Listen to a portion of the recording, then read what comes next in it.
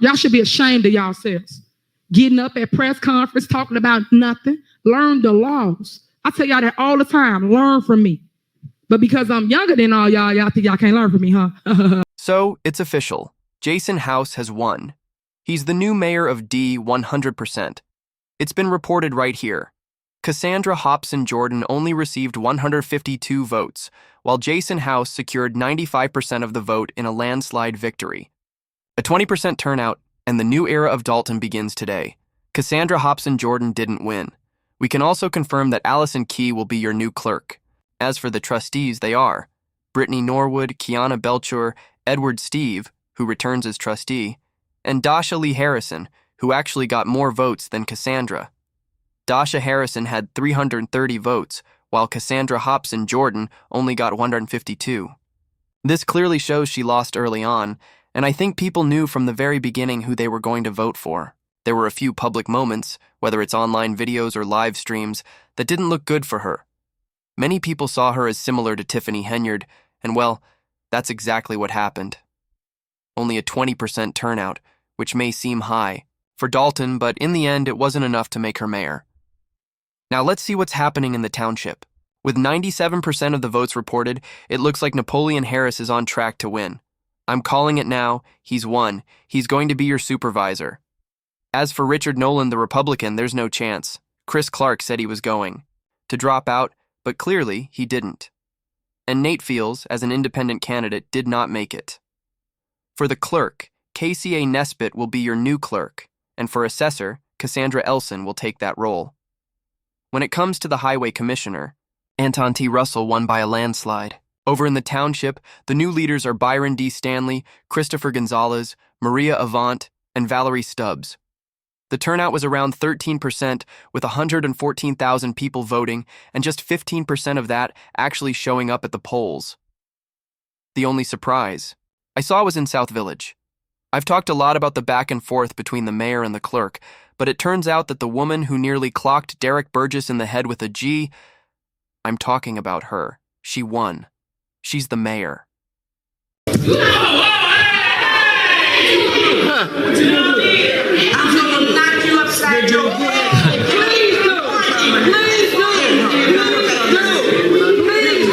And it's 100% official. She won.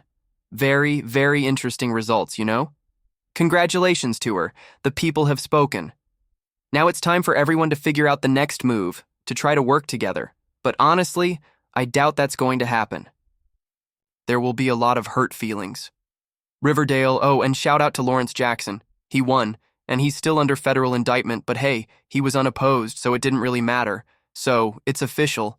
Tiffany Hayward is no longer the mayor of Dalton, and it looks like she's no longer going to be the supervisor of Thorn Township either.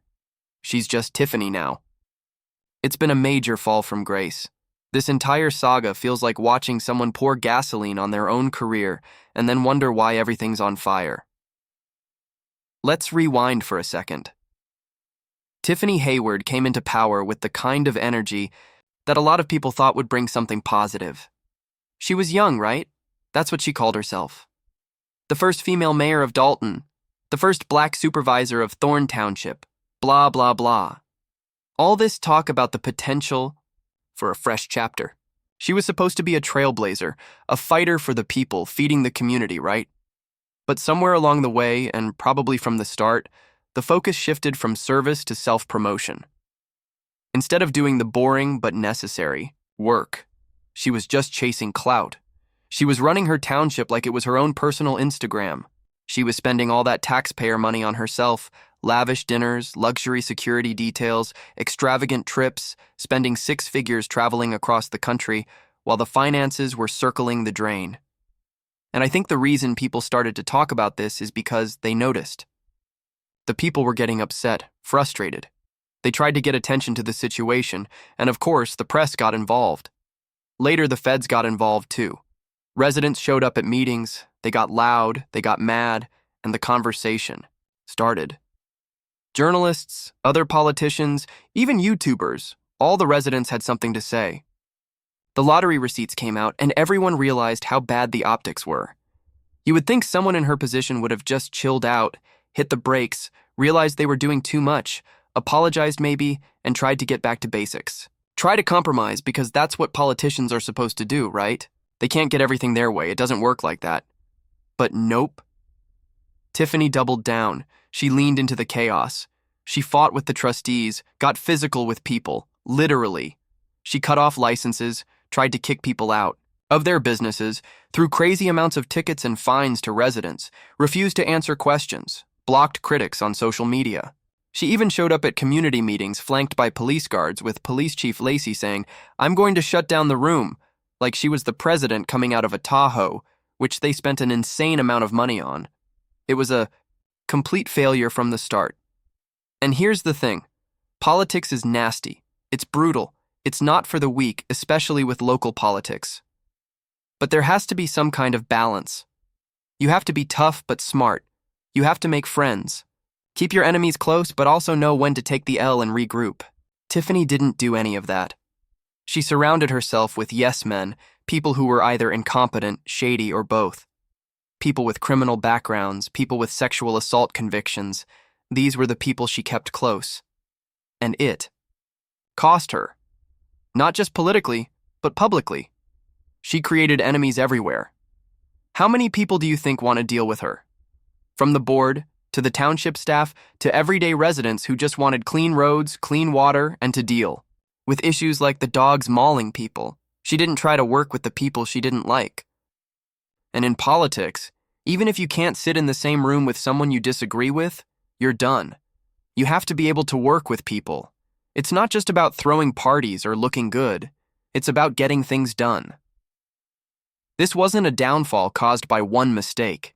This was a slow, spiraling self-destruction made worse by pride, ego, and delusion. Every red flag was ignored. Every scandal was dismissed as hate. This person never took responsibility.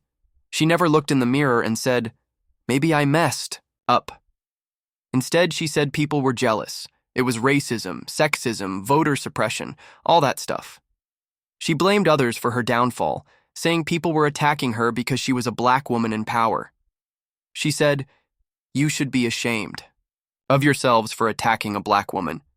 It was the same narrative again and again, but now she's out. Tiffany Henyard is no longer the mayor or the supervisor, just Tiffany. No titles, no power, just another name on the long list of Illinois politicians who embarrassed themselves. Jason House beat her by a landslide. He beat Cassandra Hobson by a landslide. He didn't run a slick campaign, he just positioned himself as the anti-Tiffany. He was calm, low-key, not on Instagram, not yelling. He looked like an adult in the room. Even when you compare him to Napoleon Harris, the former NFL player turned state senator, who barely had to say a word during the entire election cycle, it was clear. He won, and people were done with Tiffany. It's possible you could have run a literal plant against Tiffany, and folks would have voted for the plant. If it was Tiffany Henyard versus a rock for the township, people would have voted for the rock. That's how bad it got. Even with Tiffany out of the game, Illinois politics is still dirty, shady, and corrupt. Henyard wasn't the disease. She was just a symptom. She was the loudest, most reckless example.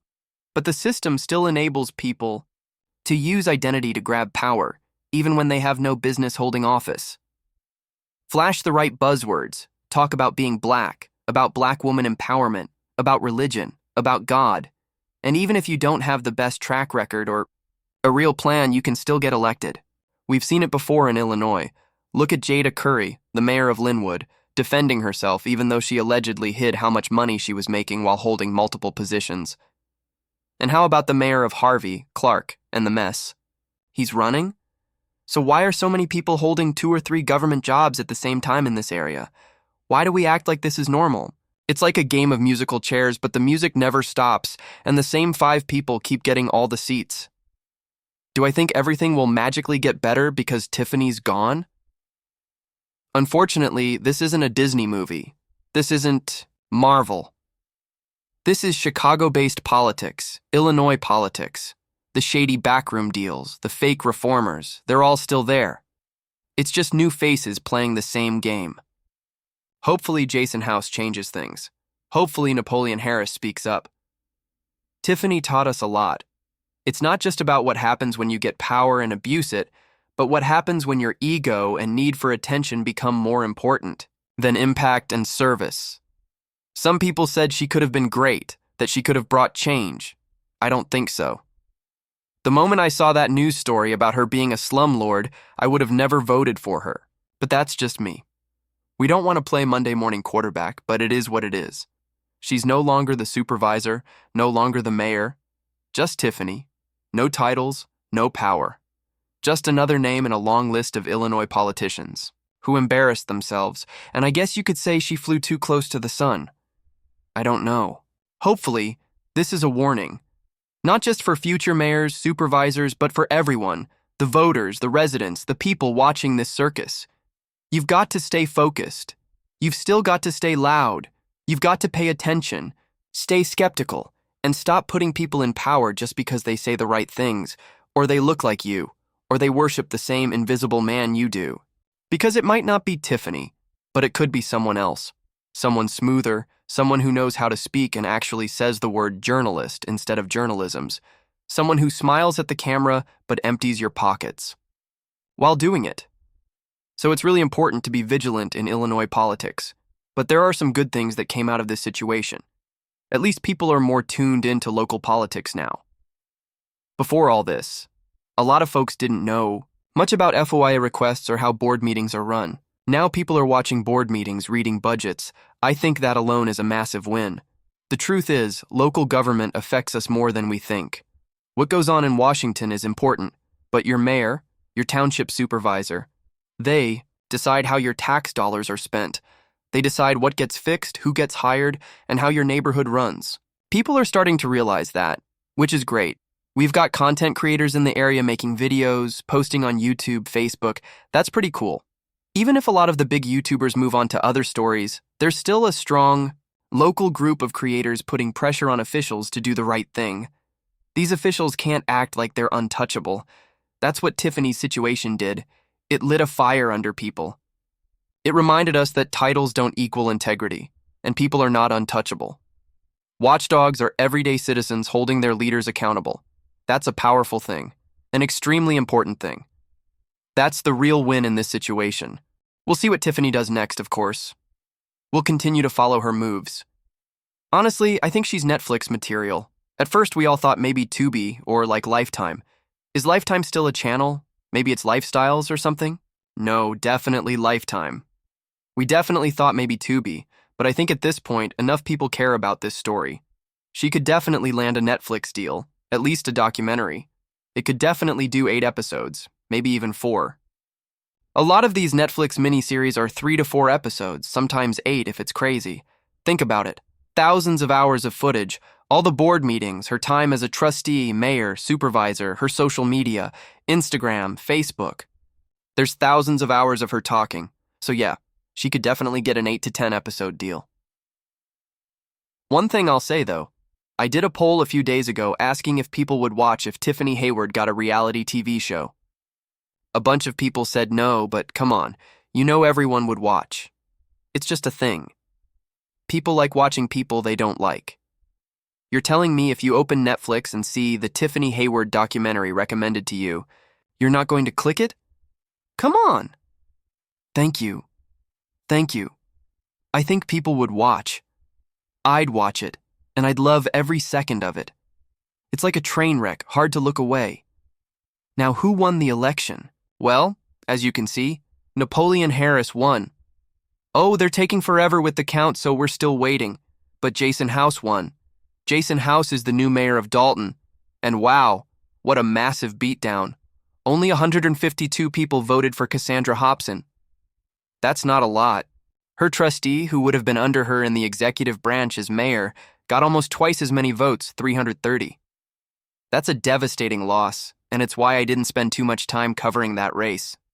There wasn't much history of corruption there.